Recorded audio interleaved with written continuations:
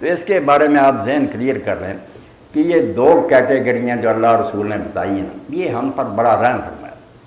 کہ اگر کوئی شخص یہ سنت اور نفل وغیرہ یا وتر نہ پڑھ سکے تو وہ یہ نہ سمجھے کہ میری نماز نہیں ہوئی یا میں گناہ گار ہوں، وہ بوجھ نہ محسوس کرے، عام حالات میں پڑھے، کوشش کرے، اعلیٰ سے اعلیٰ ڈویژن جو ہے نا اپنی امپروو کرے، مگر اگر وہ نہیں بھی پڑھتا تو گناہ نہیں کہہ سکتے، کسی سنت کے ترک سے یا وطر کے ترک سے گناہ نہیں ہوتا، بالکل لا اسم علیہ، یہ کہنا گناہ بالکل جھوٹی بات، یہ تو آپ فرض بنا رہے ہیں، اس کو فرض ہے جس کے ترک سے آدمی گناہ گار ہوتا۔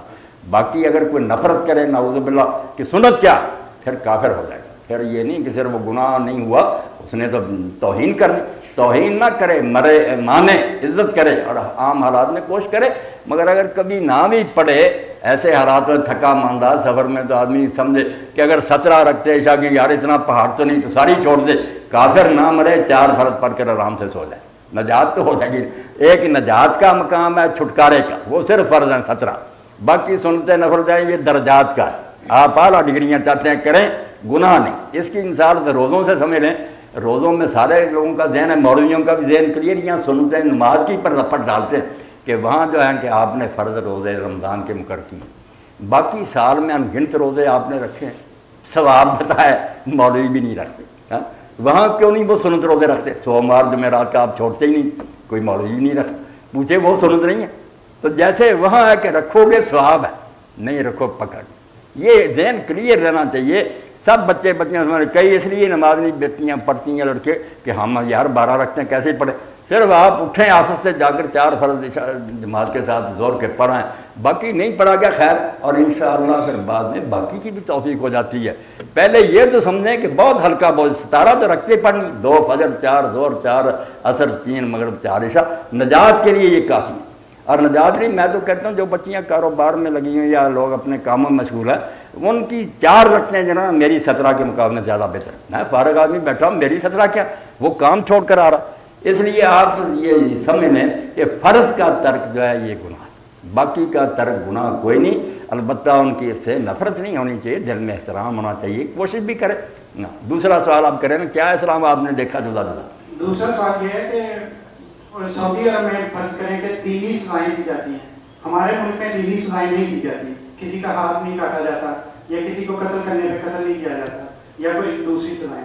تو کیا یہ ادھر کا جو دینی سزاؤں کا رجحان ہے یہ غلط نہیں؟ ہم ادھر پاکستان میں غلط نہیں ہو رہا، ہم اپنے ملک کو اسلامی ملک کہتے ہیں لیکن سزاؤں کا یا کوئی دوسرے معاملات ہیں جو وہ اس کے مطابق نہیں چلتے اسلام کے۔ آپ کی بات ٹھیک ہے، اب اسلام تو جدے جدے تب ہوتے ہیں نا کہ ہمارے ہاں یہ ہوتا ہے اسلام میں کہ ہاتھ نہیں کاٹنا، ان کے ہاں ہوتا اسلام تو ہے کہ قرآن میں ہاتھ کاٹو، وہی ان کے پاس اگر ہم نہیں کاٹتے تو ہم قصوروار اور مجرم۔ باقی جو کہتے ہیں نا کہ اسلامی ملک، یہی غلط اصطلاح ہے، یہ اسلامی ملک نہیں ہے، یہ مسلم ملک ہیں، مسلمانوں کے ہیں، مسلمان ہی حکومت کر رہے ہیں، اسلامی نہیں۔ اسلامی تو تب ہوں گے نا جب ملک کا آئین اور قانون جو ہے کتاب و سنت ہوگا، کوئی پارلیمنٹ کوئی صدر اس کے خلاف حکم نہیں جاری کرے۔ اسلامک ریپبلک آف پاکستان ہے نا، ہاں نہیں، یہ تو اسلامی جمہوریہ پاکستان تو لکھوایا ہے نا ہم نے، اور خوشی ہے کہ اب تک یہ مٹ نہیں سکا، ورنہ صدر ایوب نے تو اپنے زمانے میں اس کو بھی کوئی ختم کرنے کی نا، مگر الحمدللہ بچا آتا ہے، اور اسی کی برکت سے ہم دباؤ ڈال لیتے ہیں کہ اسلامی لکھا ہو قانون، ورنہ اب تک پتہ نہیں یہ کیا کیا عمل برپا کر دیتے، مگر عملاً نہیں، ایکچوئل نہیں، صرف ایک نظریے کے طور پر لکھا ہوا۔ وہ بھی شکر۔ ایک کویشچن اور ہے جی، آپ نے شروع میں تقریر میں کہا ہے کہ سارے معاشرے کو لے کے چلیں، یونیورسٹیوں میں بھی اسلام کا معاملات ہوں، میڈیا بھی ساتھ چلے، اگر ایک خاص لوگوں کی کوئی جماعت ہے جو حق پہ ہے تو وہ اگر اپنے آپ کو منوانے کے لیے کہے کہ میں حق پہ ہوں، تو بجائے اس کے کہ ہم انتظار کریں کہ ساری دنیا میں جب یہ سارے لوگ اچھے ہو جائیں گے تو پھر ہی اسلام آئے گا، کہ وہ ایک خاص جماعت ہے جو وہ بھی اپنے آپ کو منوا سکتی ہے حق پہ کہ ہم حق پہ ہیں۔ اور اللہ تعالیٰ نے بھی فرمایا ہے کہ امر بالمعروف و نہی عن المنکر، آپ میں ایک خاص جماعت ایسی ہوگی جو لوگوں کو نیک راہ پہ لانے کی کوشش کرے گی اور ان کو برائیوں سے روکے گی، تو لیکن آپ تو کہہ رہے ہیں کہ سارا معاشرہ جب نیک ہو جائے تو پھر سب نیک ہوگی،